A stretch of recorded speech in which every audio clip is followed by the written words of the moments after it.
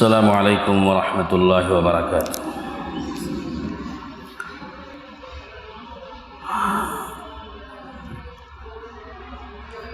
الحمد للہ رب العالمین والصلاة والسلام علی رسولہ سید الانبیاء والمرسلین محمد وعلی آلہ واصحابہ اجمعین، اما بعد۔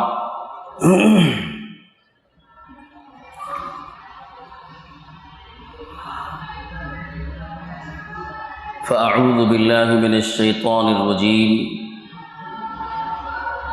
بسم اللہ الرحمن الرحیم۔ انا اعطیناک الکوثر فصل لربک وانحر ان شانئک هو الابتر۔ صدق اللہ العظیم۔ وعن عائشة رضی اللہ تعالی عنہا قالت قال رسول اللہ صلی اللہ علیہ وسلم ما عمل ابن آدم من عمل يوم النحر احب الى الله من احراق الدم وانه ليأتي يوم القيامة بقرونها واشعارها واظلافها وان الدم لا يقع من الله بمكان قبل ان يقع بالارض فطيبوا بها نفسا، رواہ الترمذی، او کما قال رسول اللہ صلی اللہ علیہ وسلم۔ حاضرین کرام، دوستو، بھائیو اور بزرگوں، اس وقت میں اس مبارک مسجد میں جس مبارک مجلس کا انعقاد ہوا ہے، یہ قابل مبارکباد ہے۔ جن منتظمین نے اس انوکھے عنوان سے اور اہم موضوع پر، اور بالخصوص اس موضوع سے متعلق مسائل بیان کرنے کے لیے، اور پھر اس میں سوال و جواب کے وقفے کی اعلان کے ساتھ جس مجلس کا انعقاد کیا گیا ہے، یہ عام طور پر مساجد میں اس طرح کا انعقاد بہت کم ہوتا ہے۔ اول تو اس وجہ سے کہ لوگ مزیدار بیان کے عادی ہیں، بیان مزیدار ہو، کچھ واقعات ہوں، کچھ لطیفے ہوں، کچھ چٹکلے ہوں، اور کچھ لچھیدار تقریر جوشیلی کر دی جائے جس سے کانوں کو مزہ حاصل ہو جائے، بالفاظ دیگر ہمارے بعض اکابر علماء کے کہ ہم کانوں کی عیاشی کے عادی ہو گئے ہیں۔ تو لوگوں کی یہ عادت بنی ہوئی ہے، اس وجہ سے جہاں تک شریعت کو اور سنت کو سیکھنے کا جذبہ ہے اور مسائل شریعت سے واقفیت حاصل کرنے کا معاملہ ہے، اور احکام جس کا اعلان ہوا، احکام عید الاضحیٰ اور مسائل قربانی، تو احکامات کو اور مسائل کو سیکھنے اور معلوم کرنے کا جہاں تک جذبہ ہے، یہ تو جیسے آپ جیسے سنجیدہ اور علم کی طلب رکھنے والے حضرات ہی میں پایا جاتا ہے، ورنہ عامۃ الناس اس سے بالکل دلچسپی نہیں رکھتے ہیں۔ یہی وجہ ہے کہ آپ نے دیکھا کہ مسجد کتنے مصلیوں سے بھری ہوئی تھی، لیکن اس مجلس میں ان میں سے کتنے حضرات موجود ہیں، تو آپ اسی سے اندازہ لگا سکتے ہیں۔ تو غرض مجھے اس کی تمہید میں جانا نہیں ہے، صرف اس کی اہمیت کو بتانا ہے کہ یہ مجلسیں بہت کم منعقد ہوتی ہیں اور یہ بہت اہم مجلسیں ہوتی ہیں۔ مجھے اس وقت میں جس عنوان پر بات کرنی ہے، ہمارے مسجد کے امام صاحب محترم مولانا طلحہ صاحب نے بہت ہی حسن ظن کے ساتھ اور بڑے ہی اکرام اور اعزاز کے ساتھ اس ناچیز کو انہوں نے نوازا، اللہ تعالیٰ انہیں جزائے خیر نصیب فرمائے۔ یہ تو ان کا حسن ظن ہے، حسن عقیدت ہے، اور من عالم کے من دانا۔ ہم تو اللہ کے بندوں میں سے ایک بندے ہیں، اللہ تعالیٰ کی توفیق سے جو کام اللہ رب العزت میسر فرما دیں اللہ کی توفیق سے انجام دے دیتے ہیں۔ اس وقت میں احکام عید الاضحیٰ اور مسائل قربانی یہ موضوع ہے، تو اس سلسلے میں بہت سی احادیث بھی ہیں اور بہت سے مسائل ہیں، تو کوشش کی جائے گی کہ وقت کے اندر عشاء کے وقت سے پہلے ہم اس مجلس کو مکمل کر لیں اور سمیٹ لیں۔ تو احادیث بھی بہت سی ہیں جو، لیکن مسائل کے ساتھ ساتھ ہم حدیثوں کو سامنے لاتے رہیں گے۔ ایک حدیث سردست میں نے پڑھی ہے جس کا تعلق فضائل سے ہے، میں اس کا بھی ترجمہ عرض کر دیتا ہوں، اور قرآن مجید کی ایک چھوٹی سی سورت بھی میں نے پڑھی ہے، اس کا بھی مفہوم اس موقع پر عرض کر دیتا ہوں تاکہ مناسبت مجلس کے ساتھ معلوم ہو جائے اور موضوع کے ساتھ اس کا تعلق معلوم ہو جائے۔ قرآن کی اس چھوٹی سی سورت میں اللہ تعالیٰ شان و ارشاد فرماتے ہیں، انا اعطیناک الکوثر فصل لربک وانحر ان شانیک هو الابتر۔ آیت پاک کا ترجمہ، سورت کا ترجمہ یہ ہے کہ اے نبی، ہم نے آپ کو کوثر عطا کی ہے۔ کوثر کی تفسیریں ہیں، مجھے اس موقع پر تفسیر تو نہیں کہنی ہے۔ کوثر کا ایک معنی اور ایک مطلب یہ بیان کیا گیا کہ ہم نے آپ کو خیر کثیر عطا کی ہے۔ خیر کثیر بہت بڑی خیر، حضور صلی اللہ علیہ وسلم کو اللہ نے جو دین دیا وہ دین بھی خیر کثیر ہے، اور اس دین پر لوگوں نے چل کر عمل کر کے جو دکھایا ہے یہ بھی خیر کثیر ہے، اور صحابہ کرام کی ایک مقدس جماعت اس پر عمل کرنے والی اور اس خیر کو لینے والی جو تیار ہو گئی یہ بھی خیر کثیر ہے۔ اور حوض کوثر بھی قیامت میں حضور صلی اللہ علیہ وسلم کو دیا جائے گا، وہ بھی کوثر، وہ بھی مراد ہے، اور جنت کی ایک نہر کوثر ہے، وہ بھی مراد ہے۔ بہرحال اللہ نے اس نعمت کا تذکرہ کرتے ہوئے حضور صلی اللہ علیہ وسلم سے آگے فرمایا، فصل لربک وانحر، آپ اپنے رب کے لیے نماز پڑھیے اور قربانی دیجیے۔ یہ ہمارے موضوع سے جڑا ہوا لفظ ہے، آپ اپنے رب کے لیے نماز پڑھیے اور قربانی دیجیے۔ علماء نے فرمایا کہ نماز اور قربانی کو اللہ نے یہاں جمع کیا ہے، تو اس کا مطلب یہ کہ اس نماز سے مراد نماز عید الاضحیٰ ہے، اور قربانی سے مراد وہ قربانی مقدس عمل جس کو ہم انجام دینے جا رہے ہیں۔ سے متعلق مسائل ہیں، نماز عید الاضحیٰ سے متعلق بھی اور قربانی سے متعلق، دونوں سے متعلق آج احکامات و مسائل ہیں، تو یہ آیت ہمارے موضوع سے جڑی ہوئی ہے، فصل لربک وانحر۔ اور ان نشانیک هو الابتر میں اللہ نے حضور صلی اللہ علیہ وسلم سے یہ فرمایا کہ بے شک آپ کا دشمن ہی دم بریدہ ہے، مقطوع النسل ہے اور مقطوع ذکر ہے، اور اس کا تذکرہ ختم ہو جانے والا ہے، اس کا نام و نشان مٹ جانے والا ہے۔ آپ کا نام و نشان نہیں مٹے گا اور آپ کا تذکرہ ختم نہیں ہوگا، آپ کی نسل ختم نہیں ہوگی۔ یہ اس آیت پاک کا مفہوم ہے۔ اس کے پیچھے ایک واقعہ وغیرہ ہے، میں اس کی تفصیل میں اس موقع پہ نہیں جاؤں گا چونکہ وقت تھوڑا سا ہے اور آپ کو مسائل بیان کرنے ہیں۔ پھر میں نے جو حدیث پڑھی، اس حدیث پاک میں حضرت عائشہ صدیقہ رضی اللہ عنہا روایت بیان کرتے ہیں کہ اللہ کے رسول صلی اللہ علیہ وسلم نے ارشاد فرمایا کہ ما عمل ابن آدم من عمل یوم النحر احب الی اللہ من احراق الدم، کہ یوم النحر کہتے ہیں قربانی والا دن۔ قربانی کا دن جو ہے 10ویں ذی الحجہ ہے، جو قربانی کا دن ہے۔ عام طور پر یوم النحر 10ویں ذی الحجہ کو کہتے ہیں، ورنہ قربانی تو 10ویں 11ویں 12ویں تینوں دن دی جاتی ہے۔ تو 10ویں ذی الحجہ جس کو یوم النحر کہتے ہیں، اللہ کے نبی فرماتے ہیں یوم النحر میں، قربانی والے دن میں ابن آدم کا کوئی عمل اللہ تعالیٰ کو قربانی کا جانور ذبح کر کے خون بہانے سے زیادہ کوئی اور عمل اس دن اللہ کو پسند نہیں ہے۔ یعنی اس دن اللہ کو ابن آدم کا سب سے زیادہ محبوب اور پسندیدہ عمل اگر کوئی ہے تو وہ جانور کا خون بہانا ہے۔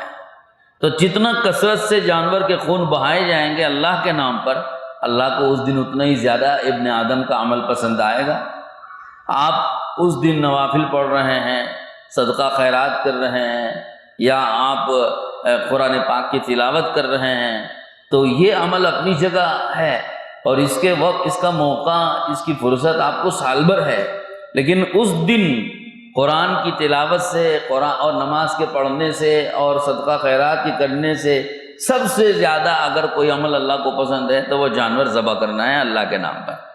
آج کے دن تو یہی عمل ہے۔ بہت سے لوگوں کا اسی سے ایک اشکال ختم ہو جاتا ہے۔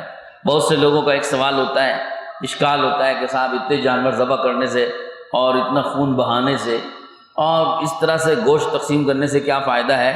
اتنے جبکہ پکڑا ادھر سے ادھر جو ہے جانوروں کو پکڑا جا رہا ہے اور جانور ذبح کرنا مشکل بنایا جا رہا ہے، تو ایسے میں ہم کیوں نہ ان پیسوں کو جمع کر کے ان پیسوں سے کسی غریب کی مدد کر دیں اور کسی یتیم کی شادی کر دیں، دوسرے خیر کے کاموں میں اور ضرورت مندوں کے ضرورتوں کو اور حاجت مندوں کی حاجتوں کو پورا کرنے میں ہم کیوں نہ یہ پیسہ خرچ کریں؟ تو لوگوں کا یہ سوال ہوتا ہے۔ اس سوال کا جواب اس حدیث سے مل گیا کہ آپ کو ان سارے کاموں کا موقع سال بھر ہے۔ آپ 365 دنوں میں سے 362 دن وہ کام کرتے رہیے، لیکن یہ 3 دن آپ کو یہی کام کرنا ہے، اللہ کو یہی پسند ہے۔ آج کے 3 دن تو اللہ کو خون بہانا ہی پسند ہے، آج کے دن تو آپ خون بہا دیجئے، اس کے بعد کے دن آپ جو چاہیں کرتے رہیں۔ تو آج کا دن تو یہی عمل پسند ہے۔ یہ حدیث پاک نے صاف ہمارے اس ذہنی سوال کا جواب دے دیا اور صاف طریقے پر جواب دے دیا۔ اور پھر یاد رکھیے کہ دین کہتے ہیں اپنی خواہش کو چھوڑ کر اللہ کے حکم کے تابع ہو جانے کو۔ اپنی خواہش کے مقابلے میں اللہ کے حکم کے اور شریعت کے تابع ہو جانے کا نام دین ہے، اپنی خواہش پر چلنے کا نام دین نہیں ہے۔ تو لہذا اگر ہمارے ذہن میں کوئی رائے آ رہی ہے، اس پر اگر آپ عمل کرتے ہیں دین سمجھ کر کے اور اس کو شریعت سمجھ کر کے، تو اس کا نام شریعت اور دین نہیں ہے۔ دین نام اس چیز کا ہے کہ آدمی شریعت میں جو حکم آئے اس پر عمل کر لے، چاہے وہ ہماری سمجھ میں آتا ہو نہ سمجھ میں آتا ہو، اور ہماری سمجھ کے خلاف ہو کہ موافق ہو۔ ہم کو تو اسی بات پہ عمل کرنی ہے جس کو شریعت نے کہا ہے اور جس کو اللہ نے کہا ہے، جس کو اللہ کے نبی نے کہا ہے، اس کے مطابق تابع ہو کر عمل کرنے کا نام دین ہے۔ تو لہذا یہاں ہماری عقل جو کہہ رہی ہے اس کے خلاف حضور نے جو فرمایا ہے کہ یوم النحر کے دن، قربانی والے دن، قربانی کا جانور ذبح کرنے ہی کو ہم پسند کریں، جو اللہ کے پسند ہو وہ ہماری پسند بنے۔ دوسری بات حضور صلی اللہ علیہ وسلم نے اس حدیث میں فرمائی، وَإِنَّهُ لَيَأْتِي يَوْمَ الْقِيَامَةِ بِقُرُونِهَا وَأَشْعَارِهَا وَأَظْلَافِهَا۔ یہ جو جانور جس کو آپ نے ذبح کیا ہے، یہ جانور قیامت کے دن اپنے بال اور اپنے کھر اور اسی طرح سے اپنی سینگیں سمیت اللہ کے دربار میں حاضر ہوگا۔ جانور تو ذبح ہو گیا، اس کو آپ نے ٹکڑے ٹکڑے کر کے کھا لیا اور ختم کر دیا، اس کا وجود ہی ختم ہو گیا سرے سے، نہ اس کے بال رہے، نہ کھال رہے، نہ گوشت رہا، نہ پوست رہی، نہ ہڈیاں رہی، کچھ نہیں رہا۔ سب کچھ کے تو ریزے ریزے پرزے ہو گئے اور سب ختم ہو گیا، کھا کے ہضم ہو کے سب فنا ہو گیا، مٹی میں مل گیا، اس کے جز کا کوئی وجود باقی نہیں رہا۔ لیکن اللہ قادر مطلق ہے، اللہ جل جلالہ من والو قیامت کے دن جب یہ حکم دیں گے کہ یہ جانور زندہ ہو کے آ جائے، تو جتنے اجزاء اس کے ریزے ریزے ہو کے پھیل چکے ہیں وہ سارے اجزاء اللہ جمع کر کے وہی جانور دوبارہ زندہ کر کے اللہ کھڑا کر دیتے ہیں۔ یہ اللہ کی قدرت ہے۔ اور قرآن میں حضرت عزیر علیہ السلام ایک پیغمبر کے واقعے میں اس بات کو اللہ نے بیان بھی کیا ہے کہ کس طرح اللہ تعالیٰ مردہ جانور کو زندہ کیسے کرتے ہیں یا مردہ انسان کو زندہ کیسے کرتے ہیں، اللہ تعالیٰ نے اس کو بیان کیا ہے۔ تو غرض یہ حدیث کہہ رہی ہے کہ یہ جانور جو آپ نے قربانی دی ہے، یہ بعینی یہی جانور اللہ کے حکم سے اپنے یہ الفاظ جو آپ جو حضور فرما رہے اس پہ غور کیجئے کہ یہی جانور اپنے بالوں سمیت، اپنے کھر سمیت، اپنی سینگوں سمیت حاضر ہوگا یہ الفاظ کہنے کا منشا یہی ہے کہ یہی جانور حاضر ہوگا، کوئی دوسرا جانور نہیں آئے گا، حتیٰ کہ اس کے وہ بال بھی باقی رہیں گے، اور اس کی وہ کھال بھی، اور اس کے وہ سینگیں بھی، اور اس کا وہ کھر بھی، وہی سمیت وہی جانور حاضر ہوگا اللہ کے پاس۔ تو اللہ قدرت والے ہیں کہ آپ سوچیں گے کہ جانور تو ختم ہو گیا کہ پھر کیسے آئے؟ اللہ قدرت والے ہیں، جب انسان کو اللہ زندہ کر سکتے ہیں تو جانور کو بھی زندہ کریں گے۔ پھر آگے فرمایا، یہ بات حضور نے اس لیے فرمائی تاکہ ہم کو یقین ہو جائے کہ جو جانور ہم نے ذبح کیا ہے اس کا قیامت میں کیا فائدہ ہوگا۔ بعض روایتوں میں یہ تک بھی آیا ہے کہ یہی جانور ہمارے لیے پل صراط پر سواری بنے گا، پل صراط پر سے گزرنے کے لیے سواری بنے گا۔ بعض ضعیف حدیثوں میں یہ بھی آیا ہوا ہے، حدیث ضعیف ہے لیکن فضائل میں لے سکتے ہیں۔ تو آپ نے فرمایا کہ صاحب یہ جانور جو ہے پل صراط پر تمہاری سواری بنے گا۔ پھر آگے حضور نے فرمایا کہ وَإِنَّ الدَّمَ لَا يَقَعُ مِنَ اللَّهِ بِمَكَانٍ قَبْلَ أَن يَقَعَ بِالْأَرْضِ، یہ جو خون زمین پر گر رہا ہے، یہ زمین پر خون گرنے سے پہلے اس نے اپنا اللہ کے یہاں اپنا مقام بنا لیا۔ جانور کا خون زمین پر گرنے کی کتنی دیر لگتی ہے؟ آپ کو چند سیکنڈ ہی نہیں لگتے کہ آپ نے جانور اسے ذبح کیا، چھری چلائی اور رگیں کٹی اور خون ایک دم سے نیچے گرا، چند سیکنڈ کا بھی موقع نہیں ہوتا، جانور خون زمین پہ گر جاتا ہے۔ حضور فرماتے ہیں اس سے پہلے کہ وہ زمین پر خون کا قطرہ گرے، یہ خون اللہ کے ہاں اپنا مقام بنا چکا۔ تو خون بنا چکا اپنا مقام کا مطلب اس جانور کی قربانی کا جو آپ نے اپنی طرف سے دی ہے اللہ کے ہاں ایک مقام بن گیا، اور اس کے اوپر اللہ کی طرف سے اجر طے ہو گیا، اور اس کے اوپر جو ہے اللہ کی طرف سے آپ کا خلوص اور آپ کا تقوی اللہ کو پسند آ گیا۔ یہ مطلب ہوتا ہے۔ چنانچہ قرآن میں اللہ نے فرمایا لَن يَنَالَ اللَّهُ لُحُومُهَا وَلَا دِمَاؤُهَا وَلَكِن يَنَالُهُ التَّقْوَى مِنكُمْ، اللہ کو تمہارا گوشت اور تمہارے کھال اور تمہارے یہ خون نہیں پہنچتے، بلکہ اللہ کو تمہارا تقوی پہنچتا ہے کہ تم نے جو اللہ کے حکم پر جو دل سے ایک قربانی دی ہے اور اپنے دل کا جذبہ جو اللہ پاک کے سامنے پیش کیا ہے، وہ جذبہ اللہ کے یہاں پہنچتا ہے، اسی کا نام تقوی ہے۔ یہ اس حدیث پاک کا مضمون تھا۔ فَطِيبُوا بِهَا نَفْسًا، آخر میں حضور نے فرمایا جب یہ ساری باتیں آ چکی اور یہ قربانی کے فضائل سارے آ چکے تو لہذا اب دل کھول کے، خوش دلی کے ساتھ، بشاشت قلبی کے ساتھ، بوجھ سمجھتے ہوئے نہیں بلکہ دل کی خوشی کے ساتھ جانور ذبح کرو۔ دل پہ بوجھ نہیں ہونا چاہیے۔ فَطِيبُوا بِهَا نَفْسًا کا حاصل ہے کہ آدمی جانور بسا اوقات ذبح کرتا ہے، جانور دے رہا ہے، جیسے آج کل بکرا قیمتی ہے، کہیں 12,000 میں بکرا مل رہا ہے، کہیں 10,000 میں مل رہا ہے، کہیں 14,000 15,000 میں مل رہا ہے۔ عام دنوں میں آپ یہی بکرا 8,000 میں لیتے تھے، اب دل پر بڑا بوجھ محسوس ہوتا ہے کہ صاحب 8,000 کا بکرا دیکھو 12,000 ہو گیا، دل پر گرانی محسوس ہوتی ہے۔ تو اللہ کے نبی فرماتے ہیں کہ جب اس جانور کے اتنے سارے فضائل ہیں اور اس قربانی کا اتنا سارا اجر ہے تو آپ کو یہ پیسے دیتے ہوئے دل پہ بوجھ نہیں ہونا چاہیے، خوش دلی کے ساتھ دو، کیونکہ اس کا جو درجہ ہے اور اس پر جو اجر آپ کو مل رہا ہے وہ اجر اس پیسے کے مقابلے میں بہت بڑا ہے۔ تو یہ پیسے کوئی بڑی چیز تھوڑی ہی، لیکن اس پر جو اجر آپ کو مل رہا ہے وہ اصل چیز ہے۔ تو اتنی بڑی چیز اتنے تھوڑے پیسے میں مل رہی ہے تو آپ کو یہ پیسے خوشی سے دے دینا چاہیے، کیونکہ اس کے بدلے میں جو ملنے والا اجر ہے وہ اس سے 1000 گنا زیادہ ہے۔ یہ حضور صلی اللہ علیہ وسلم کے فرمانے کا مقصود تھا اس حدیث پاک کا، جو میں نے آپ کے سامنے عرض کیا۔ اور یہ فضائل بتانا ضروری بھی ہے، صرف مسائل ہی مسائل بتائیں گے تو سمجھیں گے کہ صاحب مسائل کے سوا اور کچھ نہیں ہے، اس لیے میں نے پہلے فضائل بتا دیے، اب مسائل بیان کریں گے۔ قربانی پہلے ہم احکام عید الاضحیٰ بیان کرتے ہیں کہ عید کی جو نماز ادا کی جاتی ہے، عید کی جو نماز ہے یہ واجب نماز ہے۔ یہ تو آپ کو سب معلوم ہے مسائل، لیکن تھوڑے سے اہم مسائل اس میں سے بیان کر دیتے ہیں۔ عید کی نماز یہ واجب ہے، اور عید کی نماز کے سلسلے میں حکم یہ ہے کہ عید الفطر کی نماز ہو تو عیدگاہ جانے سے پہلے کچھ کھا کے جانا سنت، اور اگر عید الاضحیٰ ہے، قربانی والی عید ہے، تو یہاں پر بغیر کھائے جانا سنت ہے کہ بغیر کھائے جائے۔ اور اس کا مقصود یہ ہے کہ آدمی اپنی طرف سے جانور ذبح کرتا ہے اور قربانی دیتا ہے تو بغیر کھائے جائے اور واپس آ کر فوراً قربانی دے، اور اپنی قربانی کا گوشت نکال کے وہی بھون کر کھائے، اسی سے افطار کرے، اور اس وقت تک گویا روزے کی طرح رہے۔ یہ اللہ کو زیادہ پسند ہے کہ اپنا جانور جس کو اس نے پالا یا اپنے پیسے سے خریدا وہ اپنے ہاتھ سے ذبح کرے اور اپنے ہاتھ سے ذبح کر کے اس کا گوشت نکالے، وہ بھون کر کے کھائے۔ اللہ جل شانہ و من والہ کتنے کریم ہیں کہ اللہ کے نام پر جو جانور ہم نے ذبح کیا اس کا گوشت کھانے کی بھی اجازت دے دی۔ یہ نہیں کہا کہ بھائی تم کھا نہیں سکتے سب صدقہ کرو، کہ نہیں، تم نے ہمارے نام پر ذبح کر دیا، ہم نے قبول کر لیا، اب تم ہی کھاؤ اس کو۔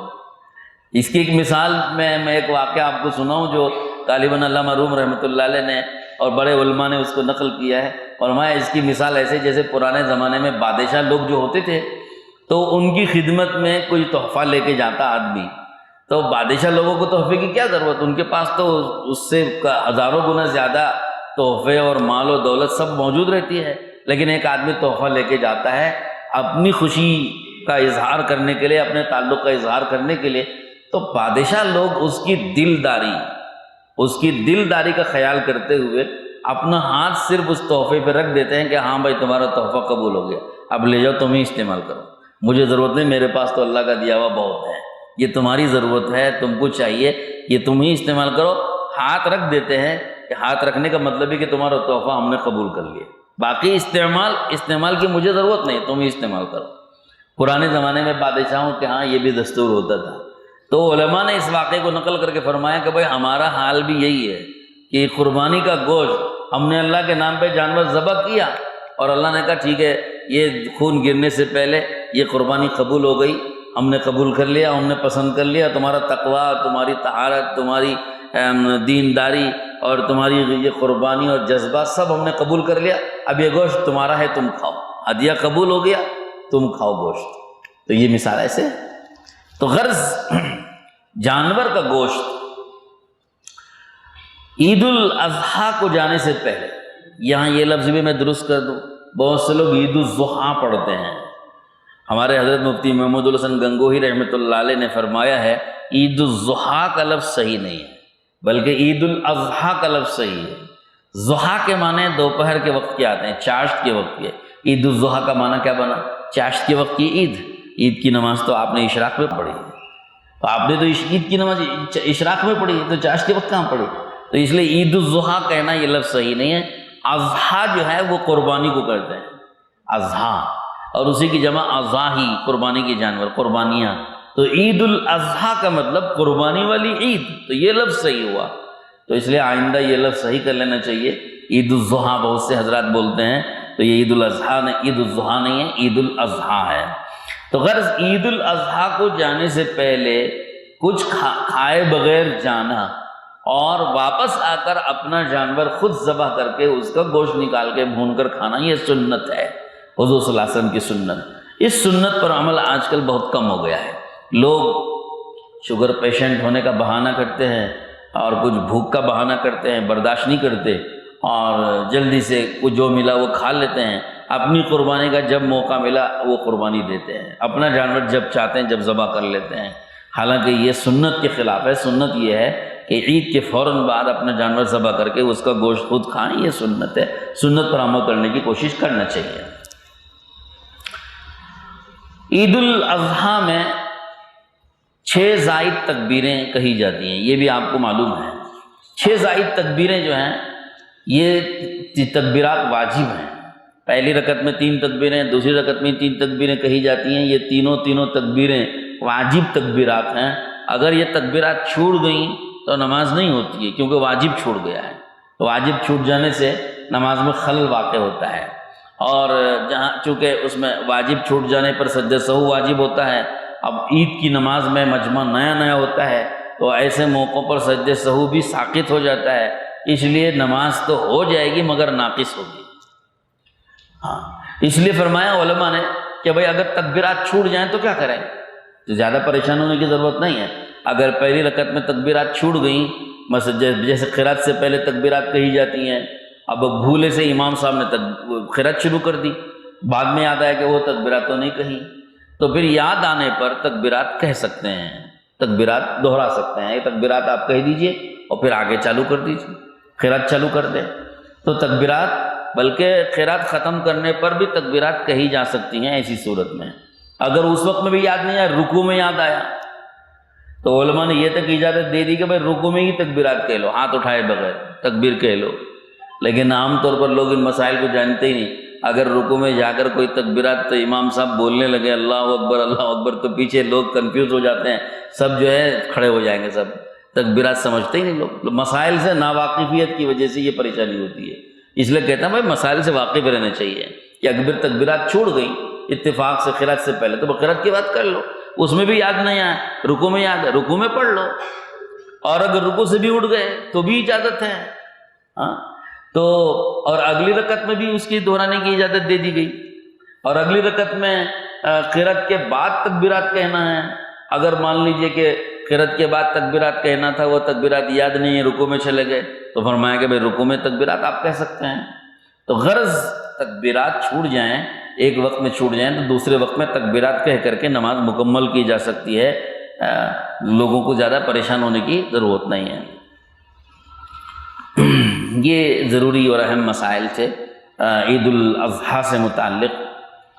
اور عید الاضحیٰ میں ایک چیز سنت ہے جس کا اہتمام عام طور پر نہیں ہو رہا ہے، وہ سنت یہ ہے کہ گھر سے نکلتے ہوئے عیدگاہ پہنچنے تک راستے میں تکبیر کہتے ہوئے جانا، جو تکبیر تشریق ہے، اللہ اکبر لا الہ الا اللہ اللہ اکبر وللہ الحمد، یہ جو تکبیر تشریق ہے، یہ تکبیر تشریق عید الاضحیٰ میں بلند آواز سے راستے بھر میں کہتے ہوئے جانا سنت ہے، اور اس کا مقصود اسلام کا ایک اعلان ہے، اور اسلام کا ایک اظہار ہے، اور اسلام کے چونکہ یہ اسلام کے شعار میں سے ہے تو اس سے اسلام کی شوقت کو، اسلام کی شان کو لوگوں میں بلند کرنا اور لوگوں میں ظاہر کرنا مقصود ہوتا ہے۔ تو ایسے ملک میں اور ایسے علاقوں میں تو ہم کو اسلام کی شان و شوقت تو ظاہر کرنے میں خوب جوش و خروش سے کام لینا چاہیے، اور یہاں تو ہمارا سارا جوش ٹھنڈا ہوتا ہے۔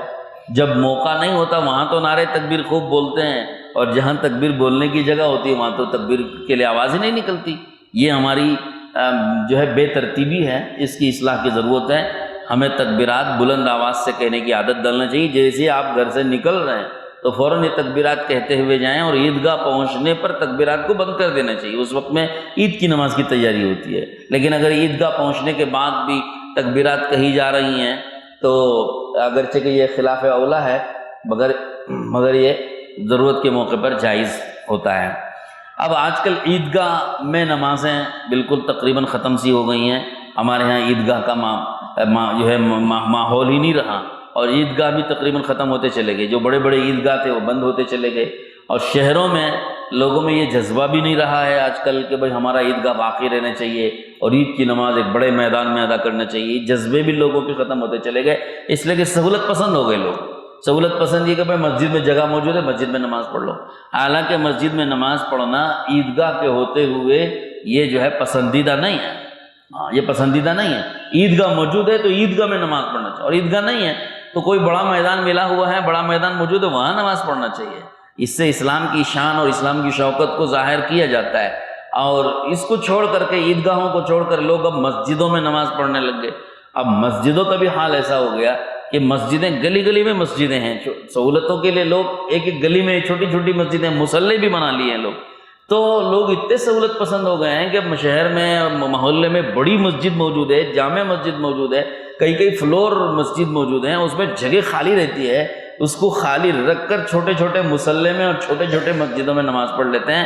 یہ بالکل سنت کے خلاف ہے، یہ طریقہ بالکل سنت کے خلاف ہے، اس کی بھی اصلاح کرنی چاہیے۔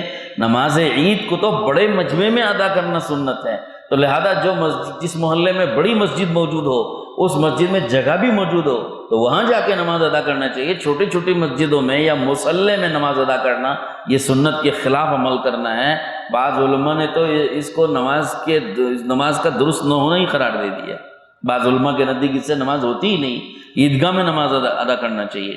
بہرحال شہروں میں چونکہ عیدگاہ بڑے بڑے نہیں ملتے، اس لیے علماء نے اجازت دے دی کہ بھئی مساجد میں عید الاضحیٰ ادا کر لی جائے، عید کی نماز پڑھ لی جائے، لیکن اس کا یہ مطلب نہیں کہ چھوٹی چھوٹی مسجدیں اور مصلے ہی میں بھی ہم اکتفا کرنے لگ جائیں، ایسا نہیں ہونا چاہیے۔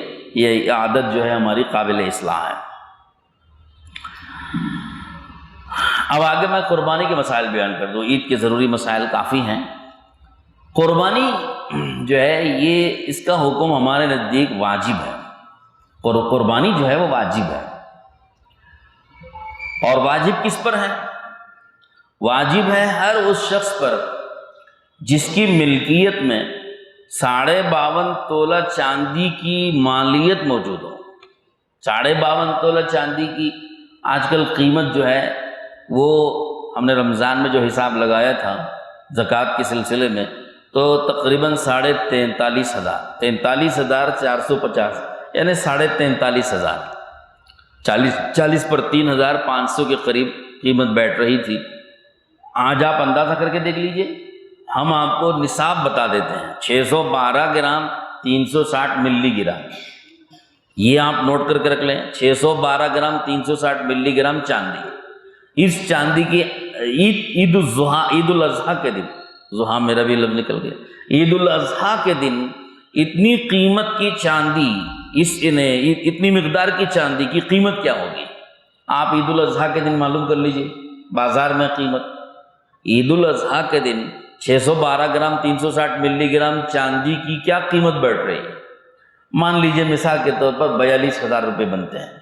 42,000 روپے کا مال اگر آپ کے پاس اس دن موجود ہے، اس دن، تو پھر قربانی واجب ہے۔ ایک دن پہلے آیا ہو، اسی دن آیا ہو، اس سے کوئی بحث نہیں، سال اس پر گزرا ہو نہ گزرا ہو، اس سے کوئی بحث نہیں۔ 52.5 تولہ چاندی کی جتنی قیمت بیٹھتی ہے اس قیمت کا مال اگر آپ کے پاس اس دن موجود ہے تو قربانی واجب ہے۔ اس سے ایک دن پہلے تک تھا، آج موجود نہیں ہے تو قربانی واجب نہیں ہے۔ آج کا دن، کل کا دن، پرسوں کا دن، 3 دن قربانی والے دن ہیں، ان 3 دنوں میں کسی بھی دن اتنی مالیت کا مال آپ کے پاس آ گیا تو قربانی واجب ہے۔ مان لیجئے کہ ان 3 دنوں میں نہیں تھا، 3 دنوں کے بعد اتنی مالیت کا مال آیا تو قربانی واجب نہیں، ایک دن پہلے ختم ہو گیا تو بھی قربانی واجب نہیں، اور ان 3 دنوں کے بعد آیا تو بھی قربانی واجب نہیں۔ ان 3 دنوں کے اندر اگر اتنا مال آپ کے پاس ہے تو قربانی واجب ہے۔ اور یاد رکھیں جس کے پاس مال ہے اسی پر قربانی واجب ہے۔ مرد کے پاس اگر اتنا مال ہے تو مرد پر قربانی واجب، مرد کے مال کی وجہ سے بیوی پر قربانی واجب نہیں ہوگی، اور اگر بیوی کے پاس اتنا مال ہے تو بیوی پر قربانی واجب ہوگی، بیوی کے پاس مال ہونے سے شوہر پر قربانی واجب نہیں ہوگی۔ اور باپ کے پاس یا ماں باپ کے پاس مال ہے، بچوں کے پاس نہیں ہے تو بچوں پر قربانی واجب نہیں، اور اگر بچوں کے پاس مال ہے تو باپ پر قربانی واجب نہیں ہوگی۔ اس کی وجہ سے جس کے پاس مال ہے، جس کی ملکیت میں ہے، اسی پر قربانی واجب ہے۔ اگر بچوں کی ملکیت میں، جیسے آج کل بوڑھے یا ریٹائرڈ لوگ ہوتے ہیں اور ماں باپ سے پڑھا دیا بچوں کو، بچے کمانے والے ہو گئے، اب باپ کی کوئی کمائی نہیں ہے، وہ گھر میں بیٹھے رہتے ہیں، اللہ اللہ کرتے ہیں، ان کا اپنا کوئی مال نہیں ہے، سب کچھ انہوں نے بیٹوں کو بانٹ دیا، بچیوں کو تقسیم کر دیا، اب وہ خالی ہاتھ ہیں، ان کے پاس کوئی مال نہیں، لیکن بچے خوب کما رہے ہیں اور بچے صاحب حیثیت بن گئے، تو اب بچے مالدار ہوئے ہیں، ان کے اوپر قربانی واجب ہوگی، باپ پر کوئی قربانی واجب نہیں ہوگی۔ تو یہ مسئلہ ذہن میں رکھنا چاہیے۔ حتیٰ کہ اگر ماں باپ مالدار ہیں اور بچے ان کے نابالغ ہیں تو نابالغ بچوں کی طرف سے بھی قربانی دینا واجب نہیں ہے۔ آپ اپنی خوشی سے نابالغ بچوں کی طرف سے بھی قربانی دینا چاہتے ہیں تو دے سکتے ہیں، واجب نہیں ہے، دینا چاہیں تو دے سکتے ہیں۔ گھر کے ہر فرد کی طرف سے آپ قربانی الگ الگ دینا چاہتے ہیں، دے سکتے ہیں، لیکن واجب نہیں ہے۔ بچے اگر بالغ ہیں، ان کے پاس اپنا مال موجود ہے، وہ صاحب حیثیت ہیں، یعنی سمجھ لیجئے 42,000 جو 52.5 تولہ چاندی کی قیمت بیٹھتی ہے، اتنی قیمت مال کے مالک ہیں، بالغ بچے ہیں، تو ان کے اوپر الگ سے ان کی قربانی واجب ہے، وہ خود اپنی قربانی دیں گے۔ نابالغ بچوں کے پاس اگر اتنا مال ہے تو نابالغ بچوں پر ان کے مال میں قربانی واجب نہیں ہے، ہاں یہ بھی ذہن میں رکھنا چاہیے۔ بالغ بچے ہیں، ان کے پاس اتنا مال ہے، ان پر واجب۔ نابالغ بچوں کے پاس اگر یہ مال ہے تو ان پر واجب نہیں ہے، باپ پر بھی واجب نہیں ہے، اپنے مال ہونے کی وجہ سے نابالغ بچوں کی طرف سے قربانی دینا واجب نہیں، اور نابالغ بچے خود مالدار ہوں تو بھی واجب نہیں ان کے مال میں دینا، بلکہ اپنی طرف سے دینا چاہیں تو دے سکتے ہیں۔ جیسے بہت سے حضرات ہیں، صاحب حیثیت ہیں، بڑے مالدار لوگ ہیں، وہ چاہتے ہیں کہ بھئی میری بھی قربانی دے دوں، بیوی کی بھی قربانی دے دوں، بچوں کی بھی قربانی، سب اپنے الگ سب بچوں کی طرف سے قربانی دے دوں، جیسے بہت سے حضرات دیتے ہیں، تو یہ قربانی دے سکتے ہیں، اس میں کوئی حرج نہیں ہے، لیکن ایک بات کا خیال رکھیے، وہ بات یہ بیوی کی طرف سے اگر آپ جانور ذبح کر رہے ہیں تو بیوی کی اجازت ضروری ہے. اگر بیوی کی اجازت کے بغیر یا ان کے کہنے کے بغیر آپ نے ان کی طرف سے قربانی دے دی تو ان کی قربانی نہیں ادا ہوگی. ایسی بالغ بچے ہیں، ان کی طرف سے آپ قربانی دینا چاہ رہے ہیں اپنے پیسے سے، تو ان بالغ بچوں کی ملکیت میں وہ جانور جانا چاہیے. بالغ بچے، وہ آپ جو جانور خریدے ہیں ان بالغ بچوں کو اس کا مالک بنا دیجئے، اور پھر ان کی طرف سے جانور ذبح ہوگا، اور ان کی اجازت بھی نہیں اور ان کا قبضہ بھی نہیں، ان کی ملکیت بھی نہیں. آپ اپنی ملکیت میں سے بالغ بچوں کی قربانی دینا چاہتے ہیں بغیر ان کے کہے، بغیر ان کی قبضے کے، تو بالغ بچوں کی قربانی نہیں ادا ہوتی. یہ مسئلہ بہت سے لوگوں کو معلوم نہیں ہے، اس لیے مسائل پوچھ لینا چاہیے. اچھا، یہاں رک کر ایک اور اہم مسئلہ، بعض لوگ یہ سمجھتے ہیں، جیسے آج کل بہت لوگ چلا رہے ہیں مسئلہ، کون لوگ چلا رہے ہیں وہ آپ جانتے ہیں، کہ سارے گھر والوں کی طرف سے ایک بکرا ذبح کر دو کافی ہو جائے گا. یہ آج کل بعض لوگ یہ مسئلہ چلا رہے ہیں. یہ ہمارے اہل حدیث بھائی جو ہیں وہ لوگ یہ مسئلہ چلاتے ہیں کہ سارے گھر والوں کی طرف سے ایک بکرا دے دو ادا ہو جائے گا، قربانی ذبح ہو جائے گی. تو یہ بالکل درست نہیں ہے. حضور صلی اللہ علیہ وسلم سے یہ بات ثابت نہیں ہے، کسی حدیث میں یہ بات ثابت نہیں ہے. البتہ حضور صلی اللہ علیہ وسلم سے جو چیز ثابت ہے اس کے متعلق علامہ طیبی نے لکھا ہے، میں آپ کو بتاؤں گا. جیسے ایک حدیث میں نے یہاں آپ کو میں سناؤں گا کہ حضور پاک صلی اللہ تعالیٰ علیہ وسلم نے ایک، حضرت عائشہ فرماتی ہیں کہ آپ نے ایک جانور ذبح کیا اور اس پر بسم اللہ پڑھا، اور پھر اس پر آپ نے دعا پڑھی. جانور ذبح کیا، بسم اللہ کہہ کر کے ذبح کر دیا، اور آپ نے دعا مانگی، اللہم تقبل من محمد وآل محمد ومن امتی محمد صلی اللہ علیہ وسلم. حضور صلی اللہ علیہ وسلم، یہ مسلم شریف کی روایت ہے، صحیح حدیث ہے. اس حدیث میں ہے کہ حضور صلی اللہ علیہ وسلم نے یہ اللہ سے دعا مانگی کہ یا اللہ یہ جانور قبول فرما محمد کی طرف سے صلی اللہ علیہ وسلم، آل محمد، محمد صلی اللہ علیہ وسلم کی اولاد کی طرف سے، اور حضور محمد صلی اللہ علیہ وسلم کی امت کی طرف سے بھی قبول فرما. اب یہ حضور صلی اللہ علیہ وسلم نے دعا میں اپنی امت کو اور اپنی اولاد کو شریک کیا. اس کو سامنے رکھ کر کے ہمارے بہت سے حضرات یہ کہتے ہیں کہ دیکھو حضور صلی اللہ علیہ وسلم نے ایک جانور ذبح کیا اور اس میں یہ دعا فرمائی کہ میری طرف سے، میری اولاد کی طرف سے اور امت کی طرف سے قبول فرما. تو اس سے ثابت ہو گیا کہ سب کی طرف سے بھی قربانی ایک دی جا سکتی ہے. تو لہذا پورے گھر والوں کو شریک کر کے ایک بکرا دے دو تو ہو جائے گی قربانی. لیکن یہ تو ہم نے حدیث کے ظاہری الفاظ سے سمجھا نا. اب حدیث کے جو ماہرین ہیں، حدیث کے جو اساتذہ ہیں، اور حدیث پاک کا علم رکھنے والے جو بڑے بڑے علماء ہیں، ان سے نہیں پوچھا ہم نے اس حدیث پاک کا مطلب کیا ہے. چنانچہ دیکھیے علامہ طیبی رحمۃ اللہ علیہ فرماتے ہیں، جو حدیث پاک کے شارح ہیں، یعنی حدیث کی شرح لکھنے والے علامہ طیبی مشہور ہیں، وہ فرماتے ہیں المراد المشارکۃ فی الثواب مع الامہ لأن الغنم الواحد لا یکفی عن اثنین فصاعدا. فرماتے ہیں کہ اس سے مراد ثواب میں امت کے ساتھ اپنی اولاد کو بھی شریک کرنے کے لیے حضور نے دعا مانگی ہے. ثواب میں سب کو شریک کیا ہے، اپنی اولاد کو بھی، اپنی امت کو حضور نے اس جانور کے ثواب میں شریک کیا ہے. وہ سب کی طرف سے قربانی نہیں دی ہے بلکہ ثواب میں سب کو شریک کیا ہے. یہ جانور تو حضور کی طرف سے ذبح ہوا ہے، اور ثواب اس کا جو ہے حضور صلی اللہ علیہ وسلم نے اس ثواب میں اپنی اولاد کو بھی اور پوری امت کو بھی شریک کیا ہے. اس لیے کہ ایک جانور دو یا دو سے زیادہ کی طرف سے کافی نہیں ہوتا. یہ علامہ طیبی رحمۃ اللہ علیہ فرماتے، جب یہ ضابطہ طے ہو گیا کہ بھائی ایک چھوٹا جانور دو کی طرف سے یا دو سے زیادہ لوگوں کی طرف سے ایک چھوٹا جانور کافی نہیں ہوگا، آدھا نہیں ہوگا، جب یہ ضابطہ طے ہو گیا تو پھر ایک جانور تو ایک ہی کی طرف سے ادا ہوا. پھر حضور نے یہ جو دعا مانگی، اس کا کیا مطلب؟ اس کا مطلب یہ کہ حضور نے ثواب میں سب کو شریک کیا ہے. لہذا آپ بھی کیجئے، آپ اپنا جانور ذبح کرنے کے بعد اس کا ثواب ساری امت کو پہنچائیں، اس کا ثواب آپ اپنے گھر کے سارے خاندان والوں کو پہنچائیں، اس میں کوئی حرج نہیں ہے. آپ کا اپنا عمل ہے جو آپ نے انجام دیا، آپ کی اپنی قربانی ہے جو آپ نے انجام دی ہے، اور آپ کو اس کا جو ثواب ملا ہے آپ نے اللہ سے دعا مانگی کہ اس ثواب میں میرے اولاد کو بھی شریک کر لے، میرے خاندان والوں کو بھی شریک کر لے، تو اللہ تعالیٰ کریم ہے، ثواب میں سب کو شریک کر لیں گے، جتنوں کی آپ کی نیت ہوگی سب کو شریک کر لیں گے، تو ثواب میں سب کو شریک کر سکتے ہیں، لیکن قربانی میں سب کی شرکت نہیں ہوگی، قربانی تو ایک جانور ایک ہی۔ چنانچہ حضور نے الشاۃ عن واحد، حدیث میں صاف فرمایا کہ بکری ایک کی طرف سے، اور البقرۃ عن سبعۃ والابل عن سبعۃ، حضور نے فرمایا کہ جہاں تک گائے ہے اور اونٹ ہے یہ 7 کی طرف سے، اور جو بکری ہے وہ 1 کی طرف سے۔ یہ حضور صلی اللہ علیہ وسلم نے خود حدیث میں صاف فرما دیا۔ جب حضور صلی اللہ علیہ وسلم ساری امت کو یہ بات صاف فرما رہے ہیں کہ بکری 1 کی طرف سے ہے، تو پھر حضور خود اس کے خلاف عمل کرتے ہوئے پورے گھر والوں کی طرف سے کیسے قربانی دے دیں گے؟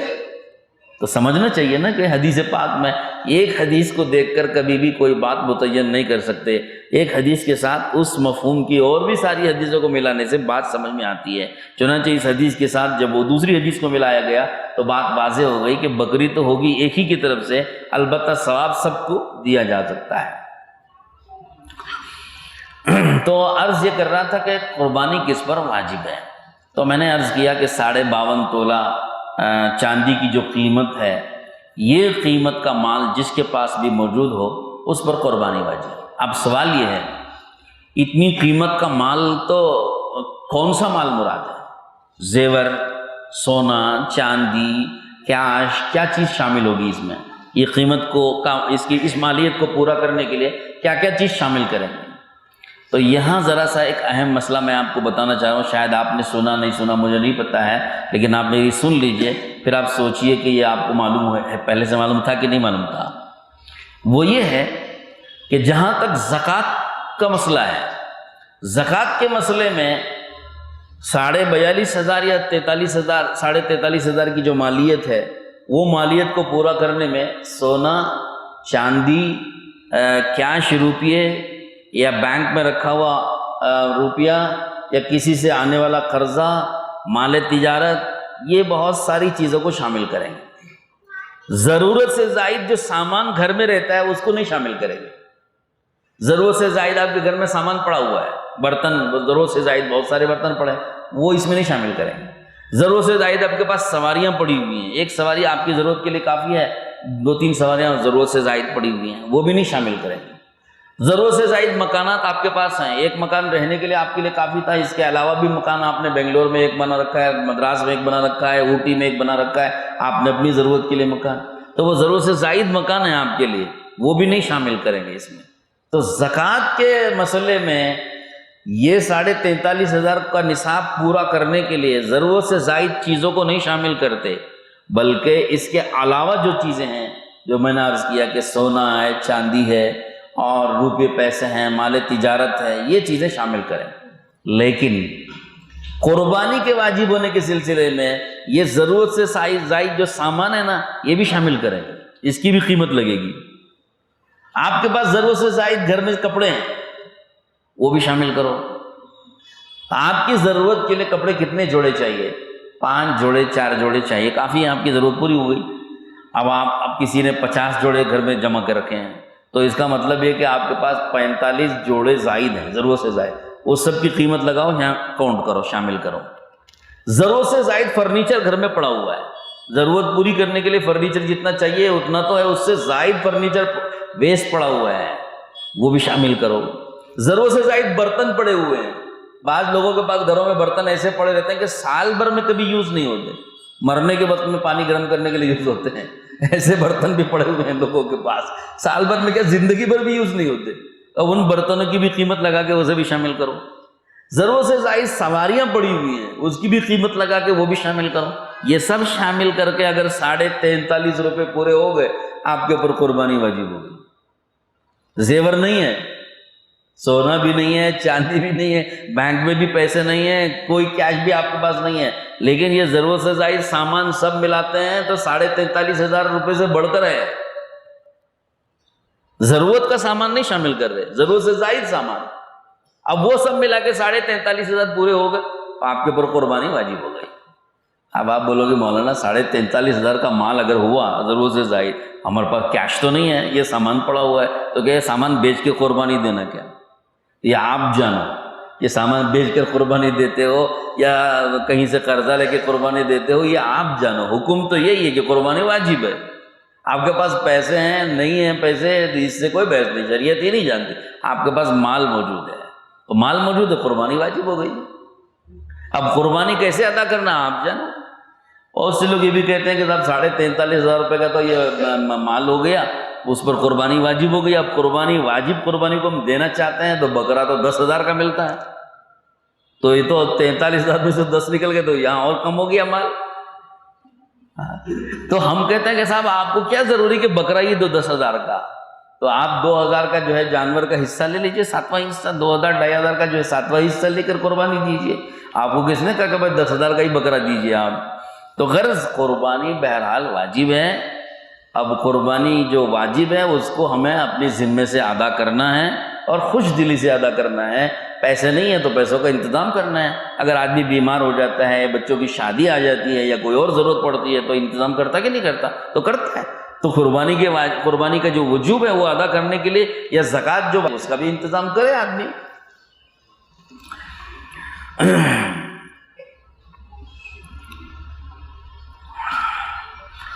اس کے علاوہ قربانی میں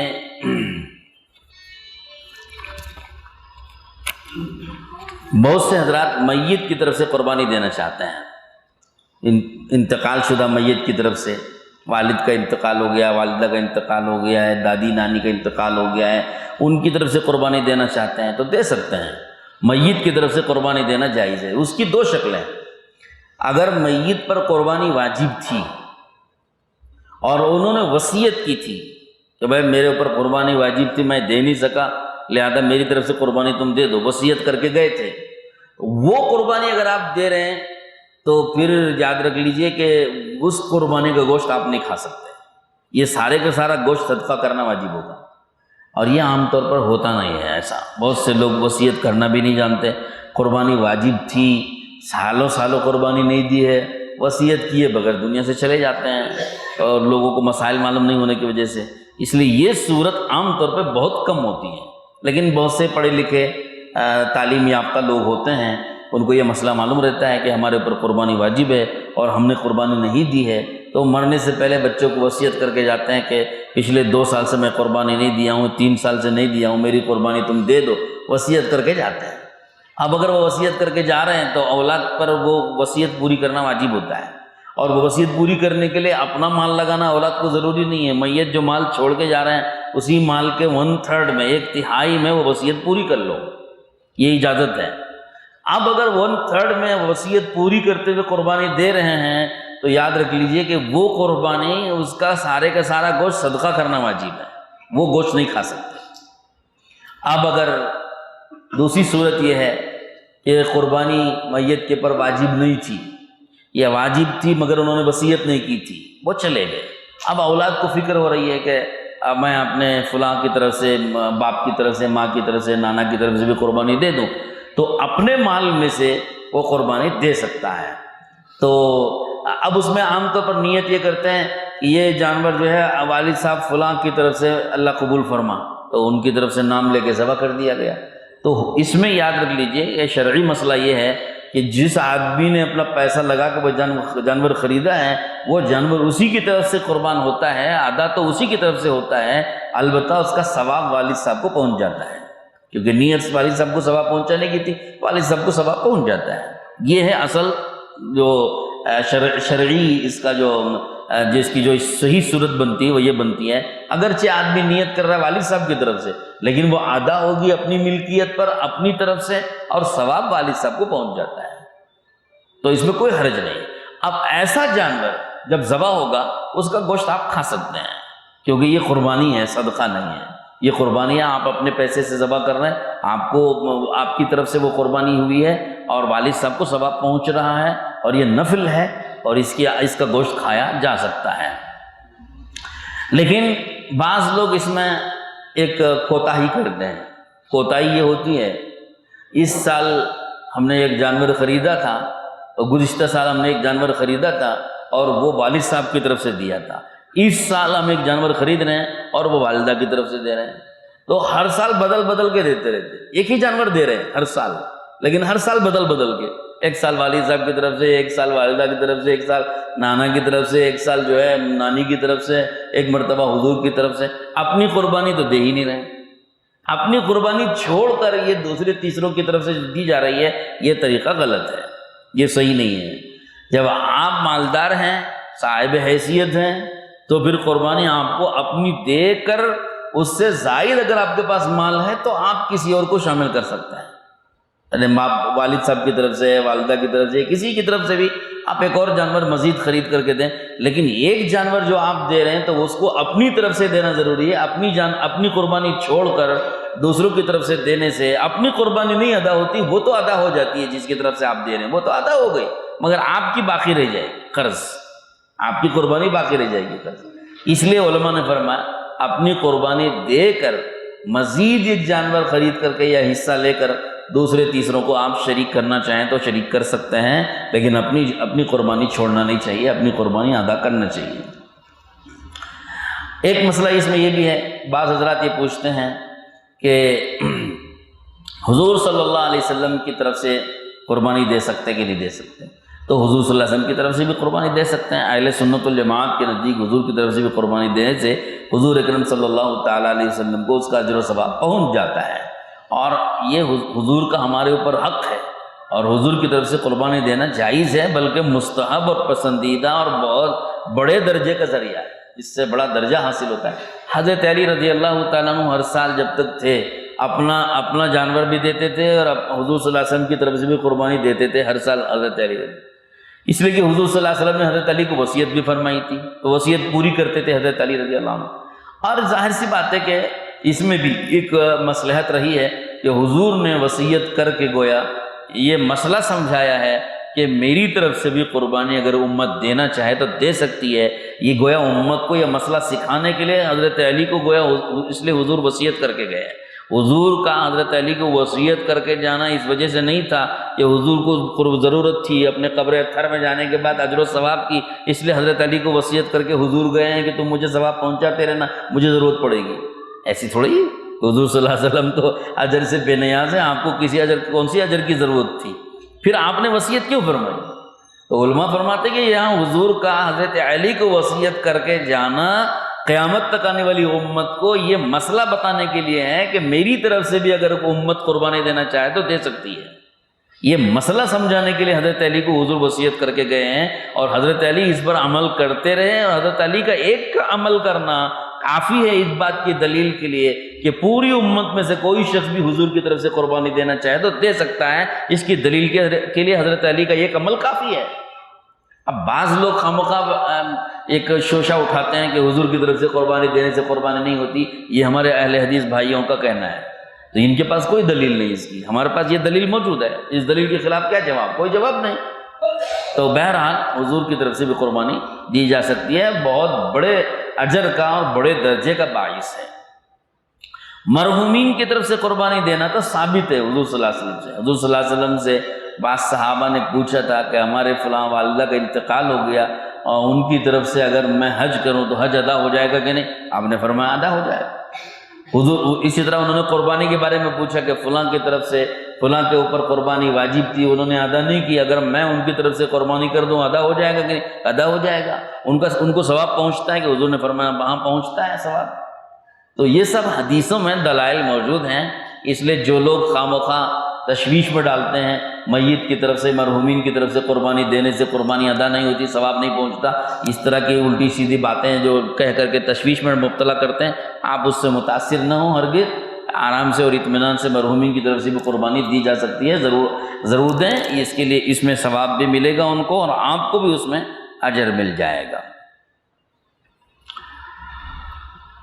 غریب آدمی، ایک صاحب نے سوال آج ہی کیا تھا غالباً کہ ایک غریب آدمی نے اس کے پر قربانی واجب نہیں ہے، پیسے جمع کر کے جانور خرید لیا قربانی کی نیت سے، اور یہ جانور انہوں نے قربانی کے دن تک رکھا اپنے پاس، تو قربانی کے دن تک اگر ان کی ملکیت میں وہ جانور تھا تو ان کے اوپر اس جانور کی قربانی واجب ہے، حالانکہ قربانی واجب نہیں تھی، کوشش کر کے ادھر سے ادھر سے پیسے کر کے انہوں نے ایک جانور لے لیا اور قربانی کا دن آ گیا تو اب ان کے اوپر قربانی واجب ہو گئی۔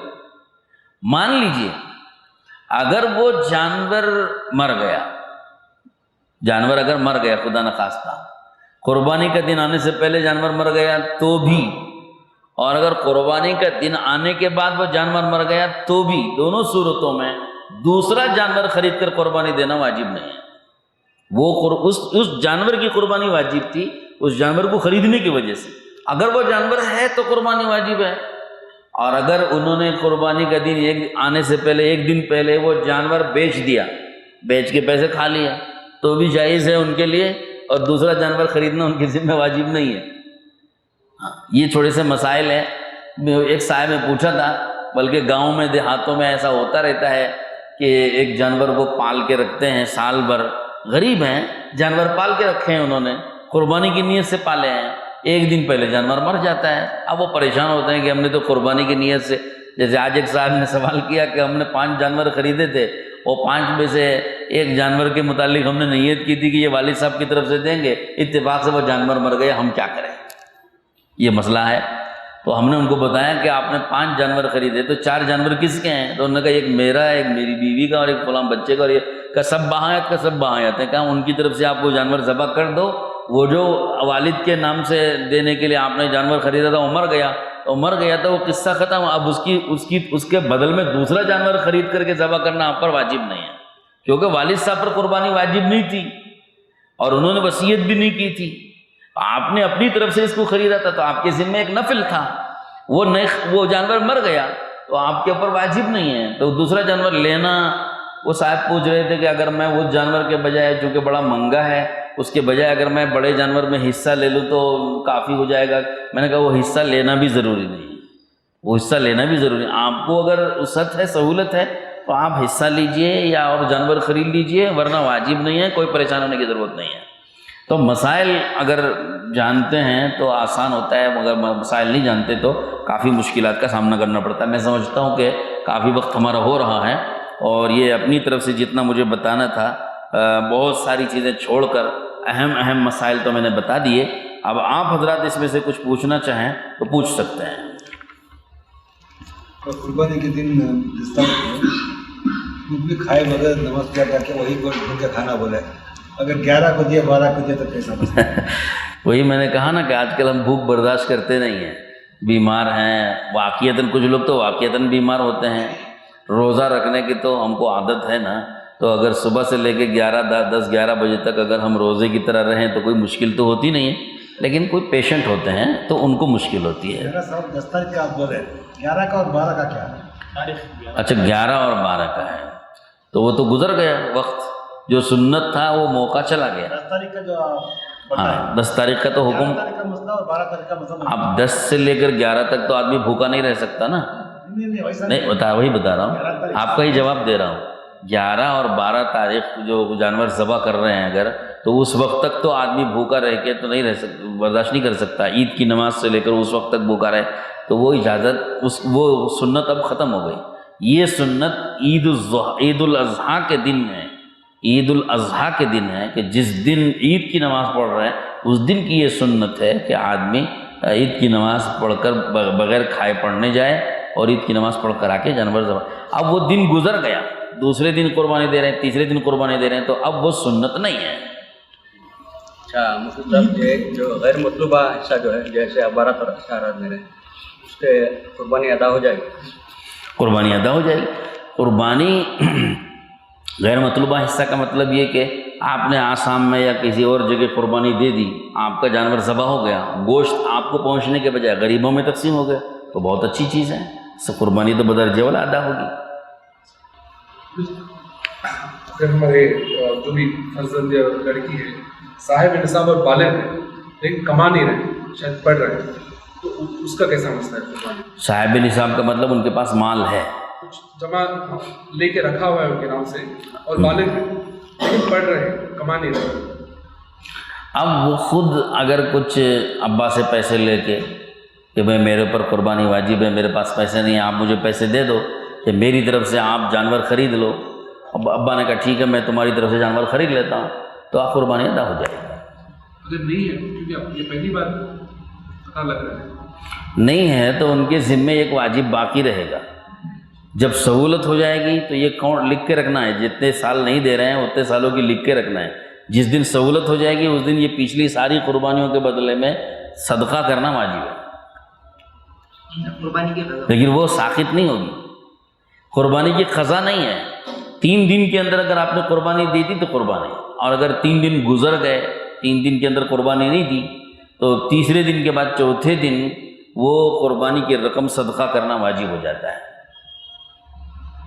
कुर्बानी का गोश्त सिर्फ मुसलमानों में तकसीम करना है, गैर मुसलमान वालों को तकसीम कर सकते कुर्बानी का गोश्त आप गैरों को भी खिला सकते हैं, कोई हर्ज नहीं, हैं, और जो हिस्सा है कुछ ज़्यादा कम हो तो तकसीम कर सकते हैं। कोई हर्ज नहीं। 3 हिस्से करना मुस्तहब है, एक हिस्सा रिश्तेदारों को, एक अपने लिए, एक गरीबों के लिए। लेकिन अगर किसी का हिस्सा आपने बढ़ा दिया तो कोई हर्ज नहीं, बढ़ा सकते हैं।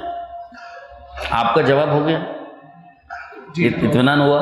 जवाब ये है कि बालिग हैं तो वाजिब है, वाजिब देना ही है, पड़ेगा। देना ही पड़ेगा। अगर अब नहीं देंगे तो बाद में सदका करना पड़ेगा उतनी रकम, और उस वक्त वो सवाब नहीं मिलेगा, उस वक्त वो सवाब कम हो जाएगा, आम सदक़े का सवाब मिलेगा। जानवर तोल कर लेना, जानवर आजकल तोल कर बाज़ार में बहुत बिक रहा है, ये शरई तरीक़े से सही नहीं है। लेकिन आपने अगर ख़रीद लिया फिर भी तो आप मालिक हो जाएंगे, उसकी कुर्बानी कर सकते हैं। बाज़ मस्जिदों में और बाज़ ईदगाहों में भी अभी नमाज ठहरने के लिए वक्त रहता है तो तकबीरत पढ़ते रहते हैं। बाज़ जगह एक साहब खड़े होकर या बैठ कर तकबीर पढ़ते हैं, उनकी ख़त्म पर बात पूरे तकबीर, ये तरीक़ा दुरुस्त है? ये तरीक़ा सही नहीं है। जो तकबीरात ईदगाह पहुँचने के बाद तकबीरात एक के बाद दिगरे बोलते रहते हैं, कहलवाते रहते हैं पूरे मजमे से, तो ये तरीक़ा सही नहीं है, लेकिन नाजायज़ नहीं है। अगर कोई पढ़ते हैं तो, वरना अगर आप नहीं पढ़वाएंगे तो बातों में ऐसा लगेंगे कि बातों की तस्बीह चलती रहेगी, तो वो भी है। तो इस वजह से लोग आमतौर पे तकबीरात पढ़वाते हैं ताकि कम से कम ज़िक्र होता रहे। इसलिए उलमा ने उसको नाजायज़ नहीं कहा, शिद्दत से मना नहीं किया, ऐसे मौक़ों पर इजाज़त दे देते हैं। उनसे सारे माँ बाप को कुर्बानी कर सकते हैं। माँ बाप साहिब हैसियत बच्चे माँ बाप की तरफ से कुर्बानी दे सकते हैं। माँ बाप ज़िंदा मौजूद हैं, बच्चे साहिब हैसियत हैं, तो माँ बाप की तरफ से दे सकते हैं, लेकिन माँ बाप को इत्तिला होनी चाहिए, इजाज़त होनी चाहिए। चूँकि वो बड़े हैं ना, तो उनकी तरफ से इजाज़त होनी चाहिए। उनको कहे बगैर अगर अदा करेंगे तो अपनी कुर्बानी हो जाएगी वो, और सवाब उनको मिलेगा सिर्फ।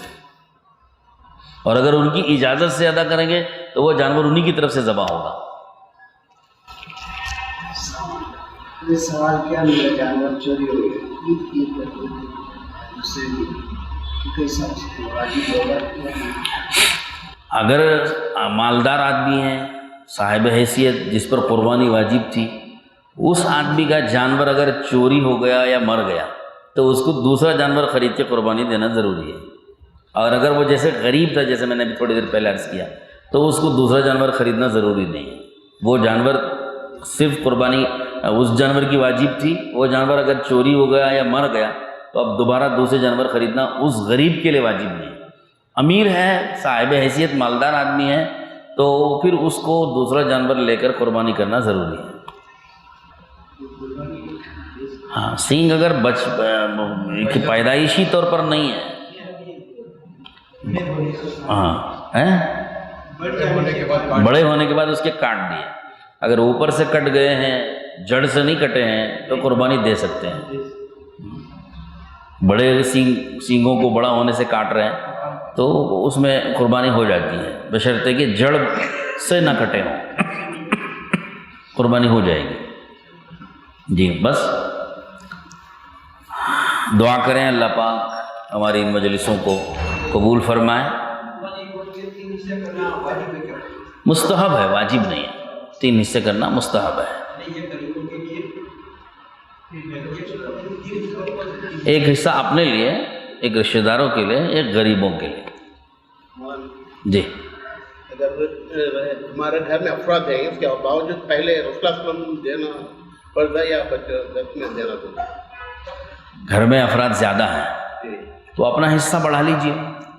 थोड़ा सा हिस्सा गरीबों को कर दें, थोड़ा सा रिश्तेदारों को लेकर दें। घर वालों को फल देना या रसूलुल्लाह सल्लल्लाहु अलैहि वसल्लम को देना? अच्छा, आप ये पूछ रहे हैं कि घर में खुद अफराद मौजूद हैं, उनकी तरफ से कुर्बानी देना बेहतर या हुजूर सल्लल्लाहु अलैहि वसल्लम की तरफ से देना बेहतर?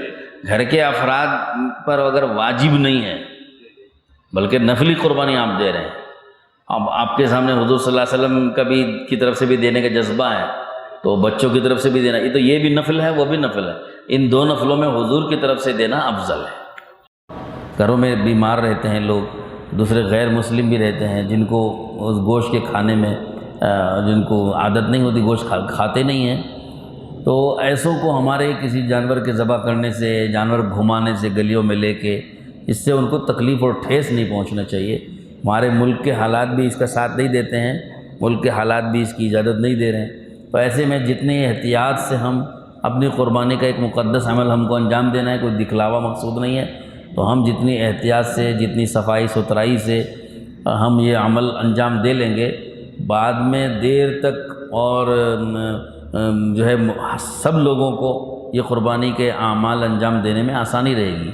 वरना हमारी किसी बेएहतियाती से दूसरों को रुकावट पैदा हो जाती है, आइंदा हमारे लिए भी रुकावट का सबब बन जाता है। इसलिए कोशिश करें कि सफाई सुथराई का लिहाज हो। अल्लाह ताला तौफीक नसीब फरमाए। रब्बना आतिना फिद दुनिया हसना व फिल आखिरति हसनतन व क़िना अज़ाबन नार। अल्लाहुम्मा हदीना वहदी बिना वहदिन नास जमीअन वजअलना सबबन लिमन इहतदा या रब्बल आलमीन। अल्लाहुम्मा वफ़्फ़िक़ना लिमा तुहिब्बु व तर्दा वजअल आखिरतना खैरन मिनल ऊला व सल्लल्लाहु तआला अला खैरि खल्क़ि मुहम्मद व आलिहि व अस्हाबिहि अजमईन बिरहमतिक या अरहमर राहिमीन। एक ही मजलिस में सारे मसाइल का जवाब नहीं मिलता है, आइंदा भी मौके मिलेंगे और आपके पास मुस्तकिल इमाम साहब हैं, वो भी बताते रहेंगे, इंशाअल्लाह उसमें जवाब मिलेगा।